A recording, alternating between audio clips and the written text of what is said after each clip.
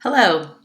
We're heading into some material in our course that I think could be the duh material of the course.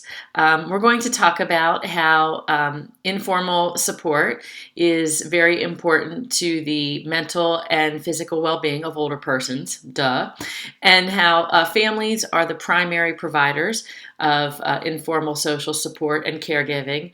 Again, I think a lot of us would say, well, duh.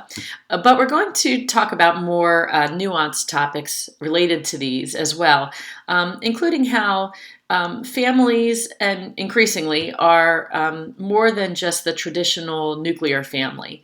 And non-traditional family networks can include same-sex marriages or partnerships, kinship relationships, and grandparents raising grandchildren. Aging service providers need to be aware that informal support is often non-traditional, and also need to be aware that some of the programs and services they provide may be rooted in kind of outdated expectations of informal social support. It's important that we know that informal support often is based on a reciprocal type of exchange, and these types of exchanges that go on all the time around us have a lot to do with keeping older persons in their environments longer and helping them age in place. We'll move on to the opportunities and stresses of formal and informal caregiving. We're going to focus on informal caregiving, but also talk about how it sometimes creates the need for formal caregiving and how it's still a very important piece of the puzzle, of course. Without informal caregiving, the costs of taking care of older persons and providing long-term care and services would be exorbitant and staggering for society. Adult children, primarily the women in the family, are primary caregivers. Caregiving often involves addressing older adults' financial, physical, psychosocial, mental well-being, and emotional needs. It can be stressful and costly, and in some cases, unfortunately, contribute to instances of elder mistreatment. But there are several resources available for caregivers, such as counseling, respite care, and online support.